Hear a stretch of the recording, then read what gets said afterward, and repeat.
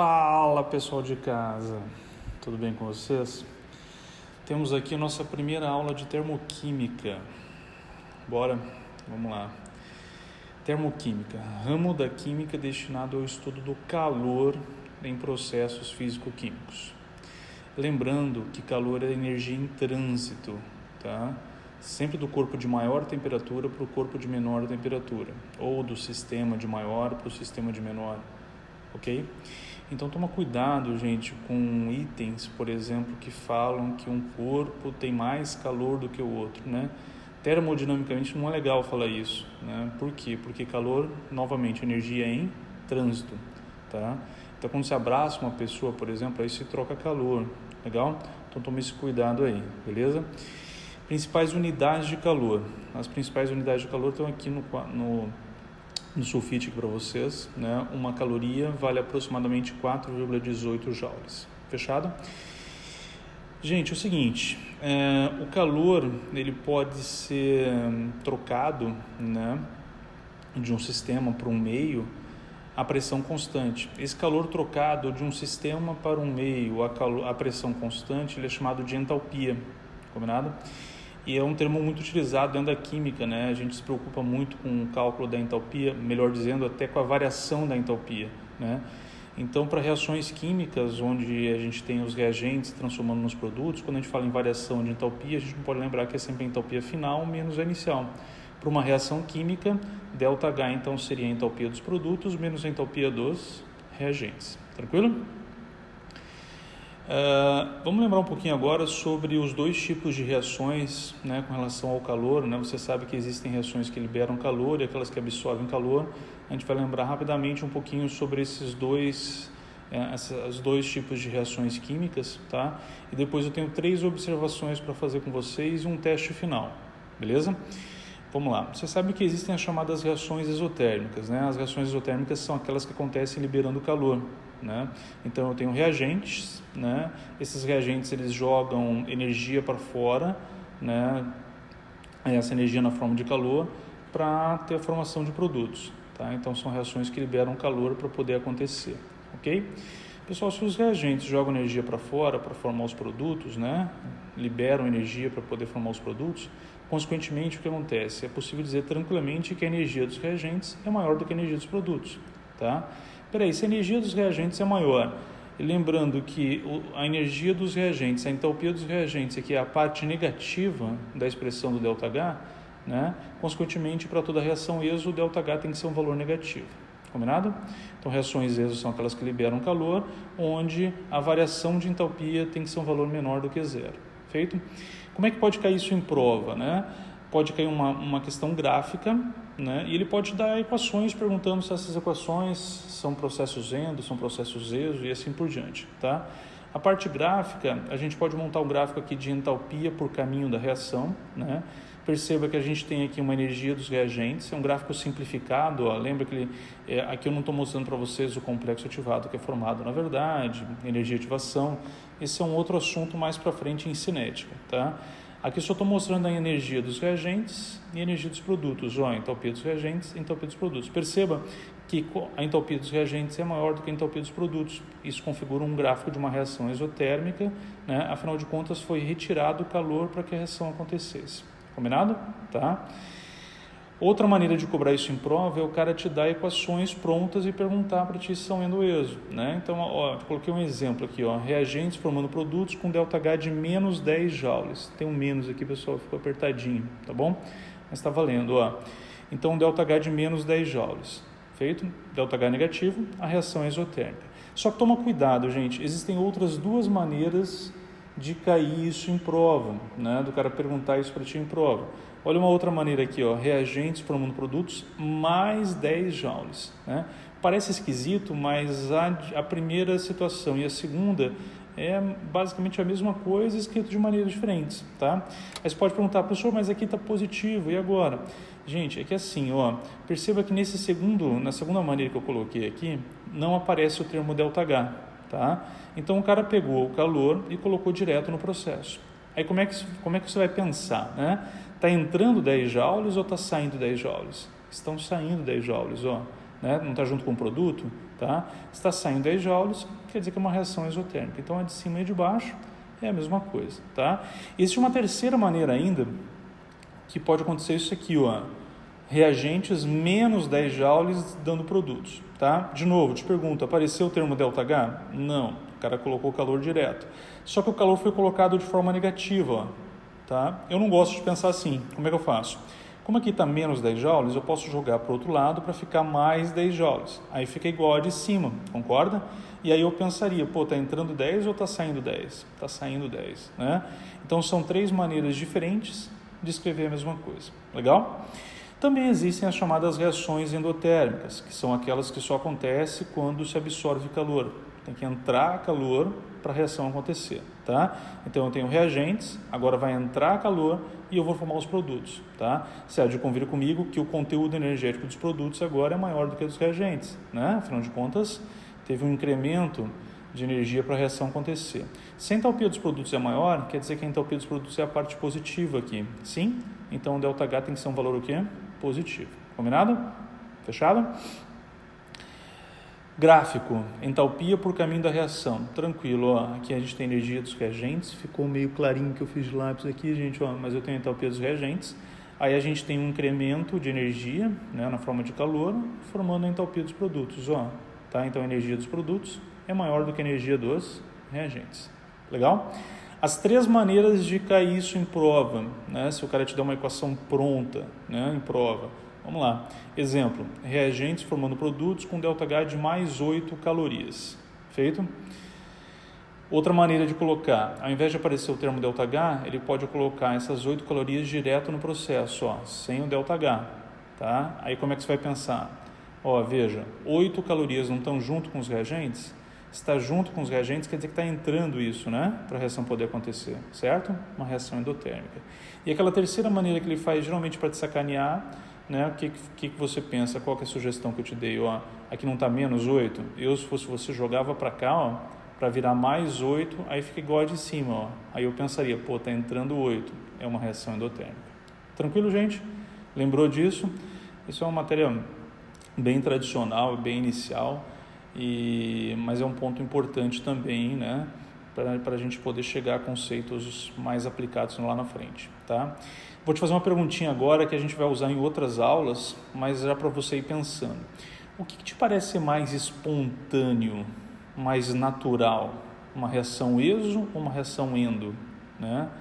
Você há de convir que uma exo parece mais espontânea, né? Sim, não tem uma tendência de ser mais espontânea, uma reação exotérmica, né? Porque ela acontece liberando o calor. A outra acontece absorvendo, já parece uma pré-condição, né? Então guarda esse conceito que a gente vai usar isso em espontaneidade de reações mais para frente, tá? Que aliás hoje é um dos itens, ou uma parte, né, da termoquímica e da termodinâmica mais cobrada nas provas, essa parte de espontaneidade, entropia, energia livre de Gibbs, tá? Então a gente tem que tomar um pouco de cuidado com isso. Guarda essa dica aí para a gente usar mais para frente. Feito? Pessoal, 3 observações importantes. Primeira delas, observação 1. É comum em provas, muito comum em provas, os caras perguntarem se as mudanças de estado são endo ou exo, tá? Então, essa classificação para endo ou exo não vale apenas para reações químicas, também vale para processos físicos, aliás, físico-químicos, né? Pô, e aí é só pensar comigo, ó, nessa escala energética, ó, saindo de sólido para líquido para gás. Você há de convir comigo que o estado gasoso é o estado de maior energia, né? Sim, entre os 3, certo? A soma das energias cinéticas da energia interna, né? E o estado gasoso é muito maior a energia cinética de rotação, translação e vibração do que nos outros estados. Então, o estado gasoso é o estado de maior energia. E aí é só você pensar nessa escalinha, ó. Se eu sair de sólido, que é o cara que tem menor energia, para líquido, né? E para gás, ó, eu estou tendo acréscimo de energia, sim ou não? Tá? Não me lembro desse gráfico aqui, ó, né? É um gráfico que é de uma reação endotérmica. Então, para eu sair de sólido para líquido, endo. De líquido para gás, a vaporização, endo, tá? De sólido para gás, a gente tem a sublimação endo, ó. Legal? De forma contrária, se eu sair de gás para líquido, ó, de um cara que tem mais energia para um cara que tem menos, tem que jogar energia para fora, sim? É um processo exo. De líquido para sólido, jogar energia para fora, é isso. De gás para sólido, ó, a gente tem aqui a chamada ressublimação ou sublimação exotérmica, tá? Tem uma tendência hoje, né, de chamar de sublimação endo, sublimação exo, à volta, combinado? Então, guardar a escala energética, né, fica tranquilo para depois classificar as mudanças de estado, fusão, vaporização, sublimação, como sendo endo ou exo. Fechado? Observação 1. Observação 2. Entender como funcionam equações termoquímicas, tá? Olha o nome, ó, equações termoquímicas. São equações, né, onde representam reações químicas, onde logicamente vão aparecer os reagentes, vão aparecer os produtos, vão aparecer o estado físico dos reagentes e dos produtos e a parte térmica, ó, termoquímica, né? Ou seja, esta aqui, por exemplo, é uma reação entre gás nitrogênio mais 3 mols de hidrogênio para formar 2 mols de amônia com ΔH de menos 286 kJ. O que significa? Que essa é uma reação química exotérmica, né? E para acontecer nessas proporções estequiométricas, nesses estados físicos, né? Tá? Ela liberta 286 kJ de energia. Legal? Lembrando, pessoal, que existe, daqui a pouco eu vou comentar melhor com vocês, mas existe um estado padrão na termoquímica, né? Um equipamento chamado calorímetro, ele trabalha é padronizado, né? Ele trabalha com temperaturas e pressões na qual eu posso moldar, né?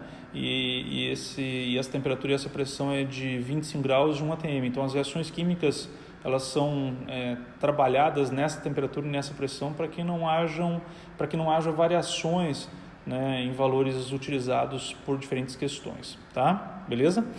Então, voltando aqui, ó, uma equação termoquímica, então uma equação que relaciona reagentes, produtos e a parte térmica, né? Se a reação absorve ou liberta calor, tá?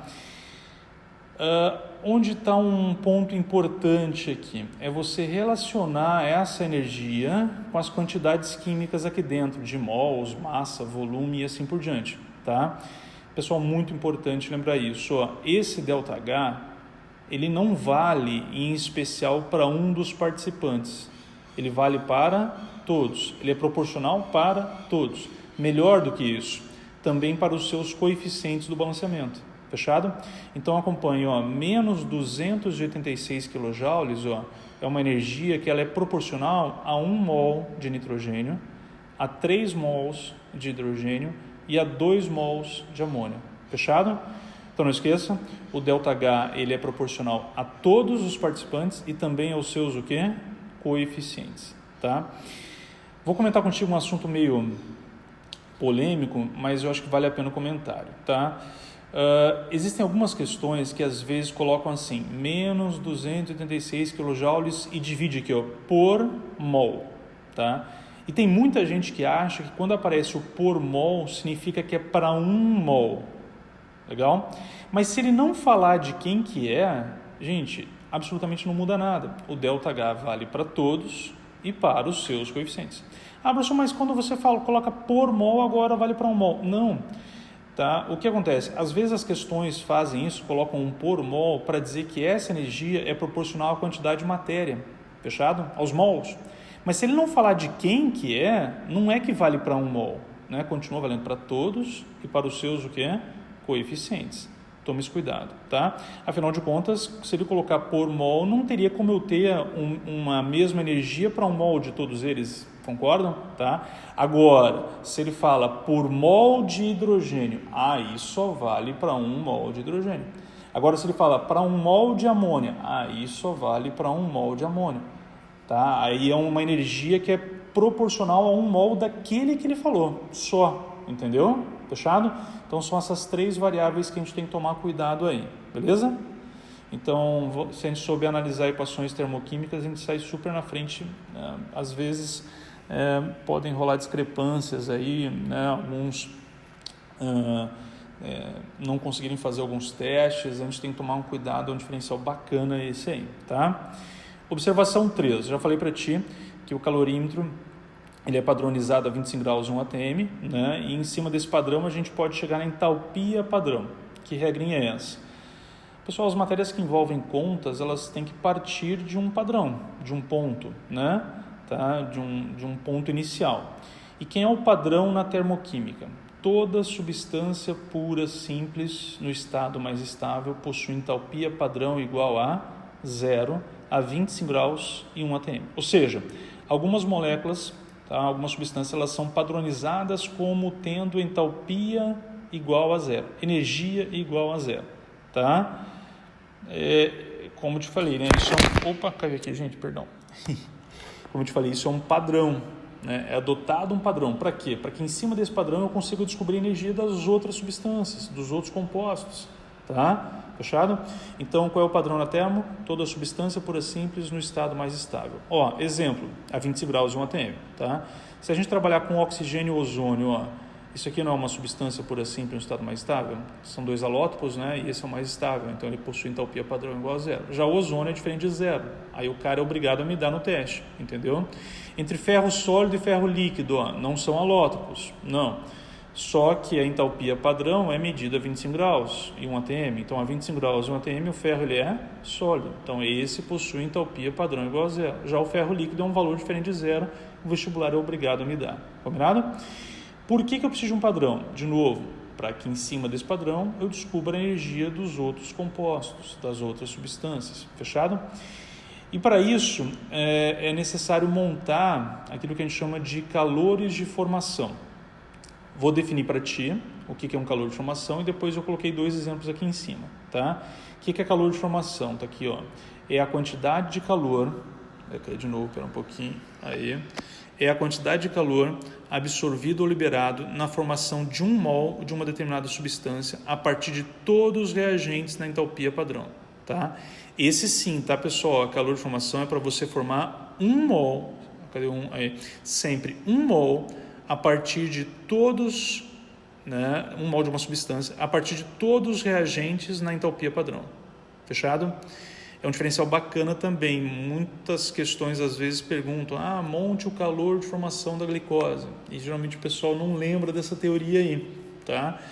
Então se o cara chegar para você e falar assim, amigo, monta para mim o calor de formação do acetileno, ó, C2H2. O que você tem que fazer? Pô, calor de formação é para formar 1 mol do cara, tá? A partir de todos os reagentes na entalpia padrão. Então aqui o primeiro elemento do cara não é carbono. Qual que é o estado padrão do carbono? É o carbono grafite, ó. Então eu coloquei 2 mols de carbono grafite. Qual que é o próximo elemento aqui do acetileno? O hidrogênio. Qual que é o estado padrão do hidrogênio? É o gás hidrogênio. Ó. Tá? Então, 2 mol de carbono grafite mais 1 mol de gás hidrogênio produz 1 mol de acetileno. Fechado?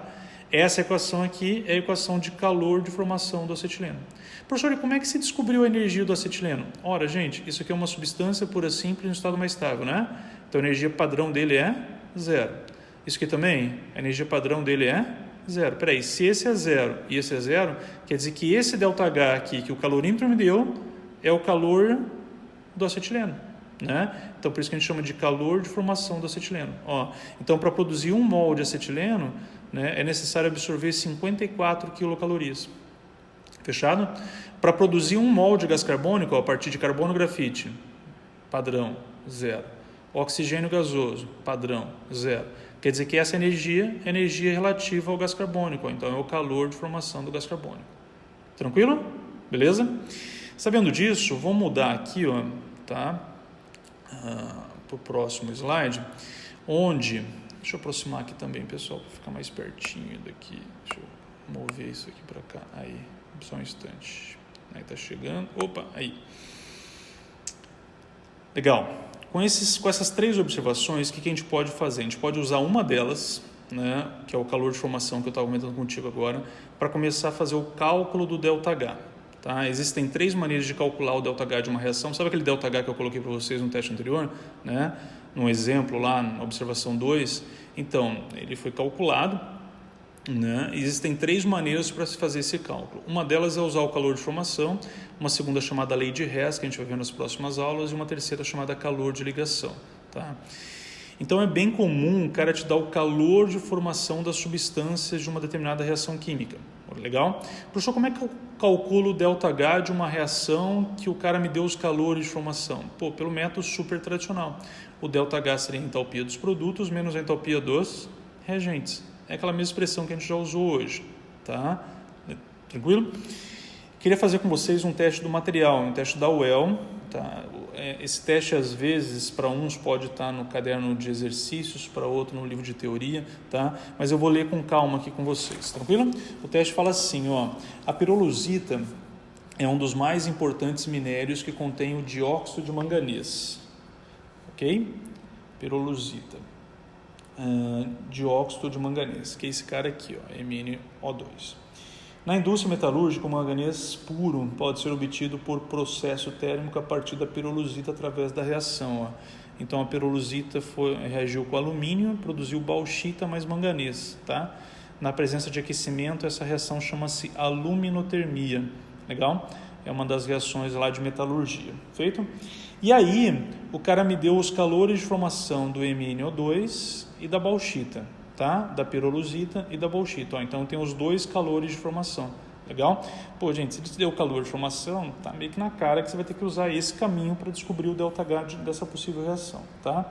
Mas a pergunta nesse caso não é o ΔH. A pergunta é assim: com base nessas informações, é correto afirmar que na produção de 11 gramas de manganês puro, a partir das entalpias ocorre absorção ou liberação e de quanto de energia? Tá? Então, ó, com calma, vamos lá. O cara me deu essa equação química montada e balanceada, tá? Que é a luminotermia da pirolusita, e perguntou assim para ti: olha, se eu quiser produzir 11 gramas de manganês, qual é a energia que vai ser libertada ou absorvida? Né? Gente, para descobrir energia para 11 gramas, primeiro eu tenho que descobrir o ΔH, que eu não tenho, entendeu? Então, eu acho o ΔH para depois fazer um ajuste. Esse teste é bem bom porque a gente vai usar as 3 observações que eu falei para vocês, tá? Bem completinho nesse sentido aí. Tranquilo? Gente, primeira coisa, ó, se fosse uma questão de somatório, por exemplo, uma questão da UEM, por exemplo, tá? Que o cara pode fazer várias perguntas. Com certeza não, mas provavelmente, olha o que ele podia perguntar e muita gente marcaria, tá? O cara podia perguntar assim: olha, amigo, como eu te dei os calores de formação, esta aqui é uma equação de calor de formação, tá? Não, né, gente? Não, tá? Não é uma equação de calor de formação. Por quê? Porque eu acabei de explicar para ti porque calor de formação é para produzir 1 mol de uma substância. Tem 2 produtos aqui, entendeu? E a partir de todos os reagentes na entalpia padrão. Esse aqui não é um reagente na entalpia padrão. Então, essa não é uma equação de calor de formação. Mas eu posso usar os calores de formação para calcular o ΔH de uma reação que não é de calor de formação, que é um dos caminhos. Sim? Tá? Então a equação já está montada e balanceada e agora a gente vai aplicar valores. Vem comigo, vai lá. Ó, eu tenho energia da pirolusita? Tem. Menos 521 kJ por mol. Feito? Só que, ó, isso é por mol desse cara. Então, menos 521 para 1 mol, mas eu tenho 3, vou multiplicar por 3. Não esquece de ajustar, tá?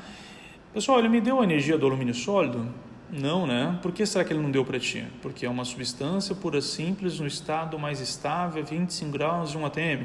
Então, a energia do cara é igual a 0. Já desconfie, né, gente? É uma substância pura simples, o cara não te deu a entalpia, você precisa, né? Provavelmente seja 0. Tranquilo? Eu tenho energia da bauxita? Tem, menos 1.676. Só que, de novo, isso é para 1 mol, como eu tenho 2, vou multiplicar por 2, tá? Tem energia do manganês sólido? Não, porque, de novo, é um metal a 25 graus, 1 atm, sólido, padrão, 0. Feito? Então, acompanha. Eu tenho o calor de formação de todos os participantes. Não é uma equação de calor de formação, mas eu tenho o calor de formação de todos. Tá? Usei as regrinhas e achei de todos. Para isso, eu tenho de todos, eu posso calcular o ΔH, lembrando que o ΔH é a entalpia dos produtos menos a dos reagentes. Fechado? Então, a entalpia dos produtos, 2 vezes menos 1.676, menos 3.352, tá? O outro é 0, né? Menos da fórmula, gente, pelo amor de Deus, aí não esquece não, ó, produto menos da fórmula, a entalpia dos reagentes. Esse é 0, né? E esse aqui é 3 vezes menos 521, tá? Então, menos com menos vai ficar mais aqui, né? Então, vai ficar menos 3.352 mais 1.563, o que dá um ΔH de menos 1.789 kJ. O cara podia ter perguntado, calcule o ΔH da reação? Sim, mas não perguntou. Ele perguntou a energia, eu já sei que vai ser libertada, né? Energia liberada, tá? É uma reação isotérmica, Combinado? Ele perguntou a energia para 11 gramas de manganês. Ó, energia para 11 gramas de manganês. O que eu posso fazer agora? Tá, deixa eu aumentar um pouquinho aqui, gente. Acho que eu percebi que dá para aumentar um pouquinho. Aí, show. 11 gramas de manganês. Então, o que eu faço? Lembra? Achei o ΔH, né? Ó, um dos conceitos importantes da aula de hoje. O ΔH vale em especial para algum dos participantes? Não. Vale para quem? Para todos. Ele é proporcional a todos e aos seus o quê? Coeficientes. Tá?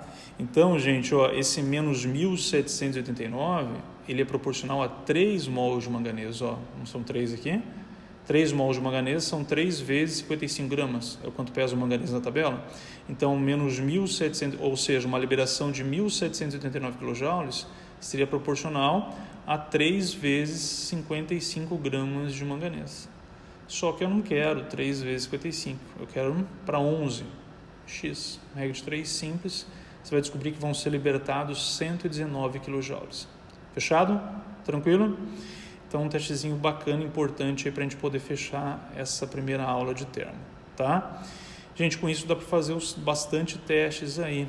Legal? Se dediquem aos testes e a gente tem uma continuidade logo de termoquímica. Vamos falar um pouquinho sobre lei de Hess, depois calor de ligação, depois espontaneidade. Valeu? Um grande abraço, gente. Até. Tchau, tchau.